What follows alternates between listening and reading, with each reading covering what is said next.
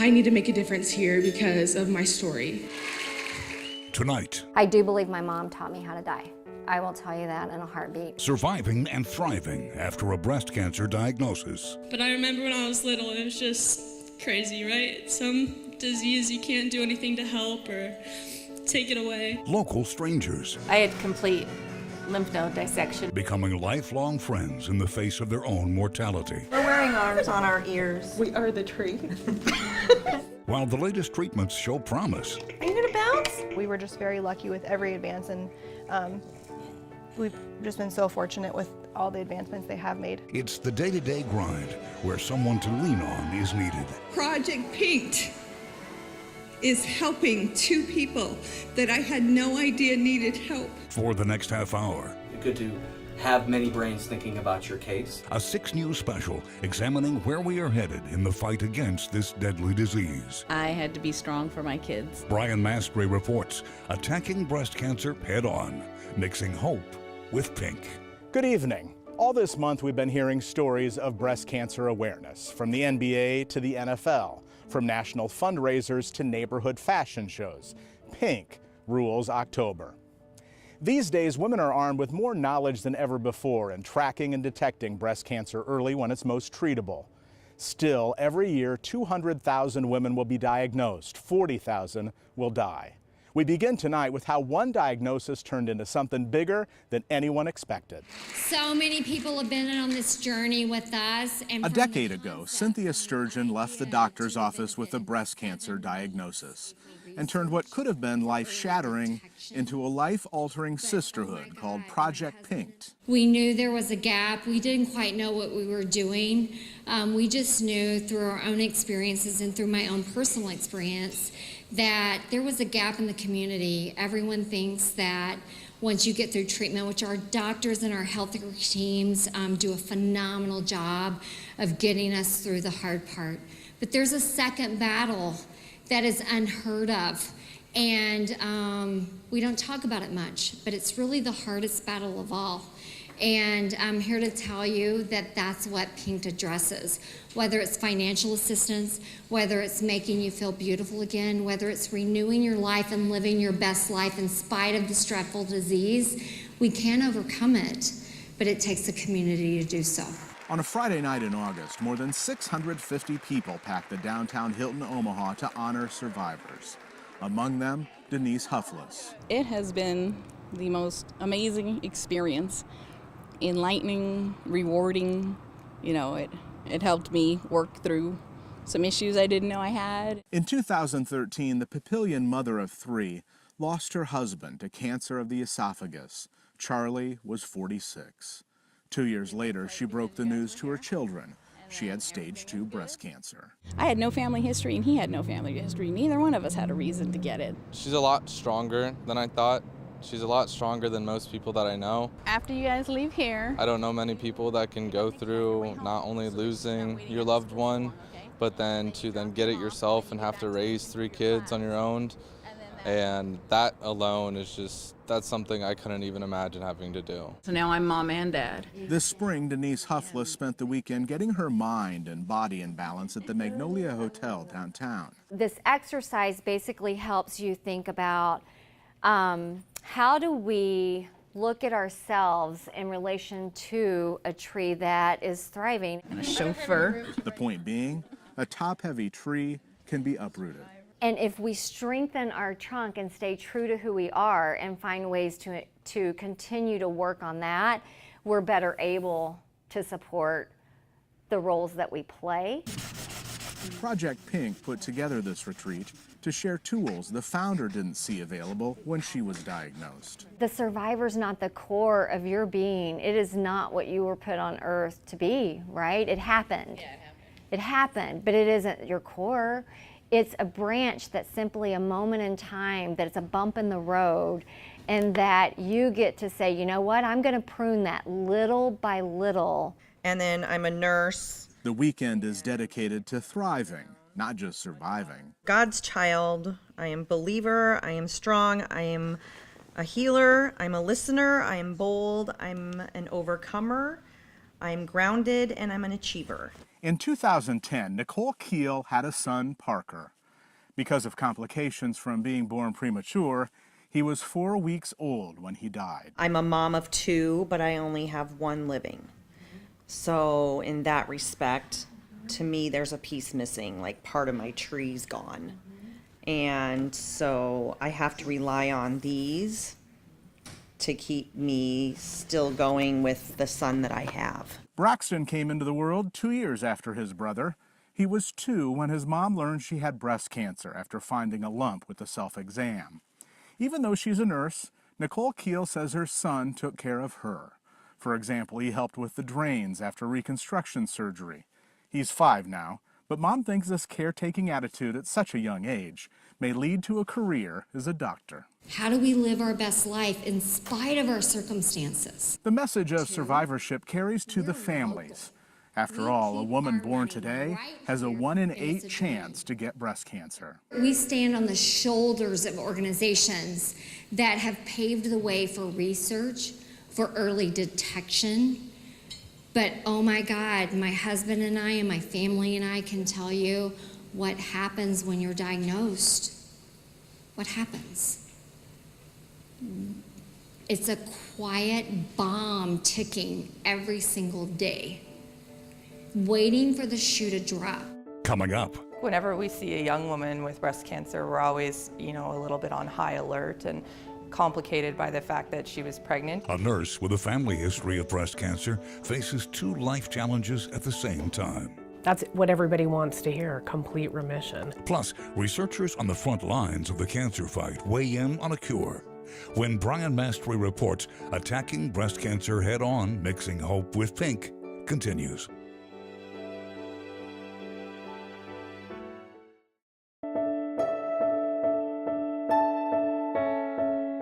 I was diagnosed in the office on my actual 40th birthday, and I just had my 50th birthday. When cancer touches your life, doctor checkups never feel routine. I was pretty much released until I was pretty much released after the 5-year mark.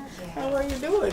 It's been 10 years since Cynthia Sturgeon was first told she had breast cancer. Let me see if she knows something. And turned the crushing blow into a network of survivors. And now, I was re-diagnosed in last March. the cancer is back. So the good news is that counts came back on the lower dosage. So now I can stay on the regimen and see if that keeps it the cancer in check. In check. It's not going to cure it, but it will hopefully keep it sedated, is the best way to say it. It's not in remission even, it's just sedated, like keeping it quiet for as long as we can. With the cancer moving to Cynthia's bones, go have a good month and come back next month. Decisions on the treatment plan every month come down to quality of life. A balance between being comfortable and functional. Her husband Dave is part counselor, part consoler, part chauffeur. While Cynthia Sturgeon lives by the Project Pink code of thriving in the face of her own mortality, those who are under her wing struggle with the unfairness of it all. She beat it, got it, lives very healthy, and it still comes back. So I'm never going to feel like I got it all the way, because you just never know. This is personal for us. It is personal. So I can point to every single survivor. We know their name, we know the impact, and we know exactly how we've helped, and we know we've exactly helped 996 survivors. The nonprofit has opened the door for many women to proudly represent a cause they believe in, even if public speaking is out of character. The subject matter can be delicate. Sean McCarville missed all the milestones with her mother because of breast cancer. She got diagnosed when I was 3, and she passed away in 2001 when I was 6. So ever since then, I've just wanted to carry on her legacy and being passionate with everything that she did. And I was just wanted to give back her legacy on being super caring. While there's been a coffee table book and calendars to commemorate the last decade of survivors, as in life, the human connections are paramount. No one wants to share a cancer diagnosis, but we all need someone to understand and care. It was the tools that the retreat has given me has made me to create my best life.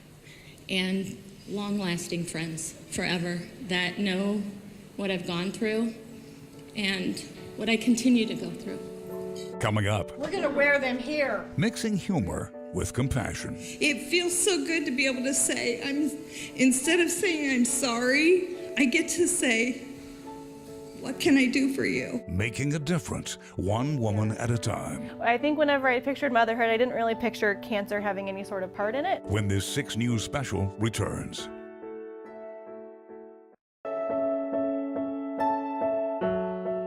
We can't feature them all, but we here in the Metro are fortunate to have a number of institutions and organizations dedicated to compassion and care for breast cancer. Next spring, Methodist Health System will debut something new to the area, a 35-foot mobile command center going on the road giving 3D mammograms. It's especially useful considering Nebraska ranks 40th out of 50 states in mammogram screening. I'm super, super lucky that everything's worked out the way it did. I mean, under these extreme circumstances. Can you jump? This year, Megan Kelly, a nurse at Nebraska Medicine, had her first child, Emmett. Yeah, there we go. He just learned to move. Yeah. This week. But there were complications even she couldn't imagine. In her 35th week of pregnancy, she found a lump in her breast, cancer. 2 weeks later, the 27-year-old gave birth. 2 weeks after that, the new mom started chemotherapy. You love them so much, you just really get through it. You are the sweetest. Because Megan's mother and her aunts had breast cancer, she planned to get a preventative mastectomy in her 30s after having children. So much for plans. The order of things ended up flipped. Peekaboo. Megan Kelly marvels at the tools her generation has in this cancer fight. Since my mom had breast cancer, seeing everything she went through, seeing how her every experience was different. Her IV chemo was much tougher than mine, even though I actually did more medications and I did it longer. We've known the problems of cancer for so long, but we didn't have all the tools to understand the cancers. All right, let's look in your mouth here a second. Oncologist Dr. Julie Vos is on the front lines of research and clinical care at the state-of-the-art Fred and Pamela Buffett Cancer Center. This month, the FDA approved a drug that's doing wonders for patients with lymphoma. Full remission still. Colorado elementary school teacher Amy Cheese was out of options when she participated in the Omaha clinical trial, where a patient's CAR T cells are re-engineered to fight cancer. She likely had less than a year to live because of the grapefruit-sized tumor in her chest. She's on no treatment now. The treatment she had is a one-time treatment, and she's had nothing since then, so she's 9 months after her treatment, and she's doing awesome. Sort of like Cinderella. This fall, Amy is teaching again. Experts hope the methodology used here will one day be applied to all cancers. It should be for everybody, something that's offered that can give people hope.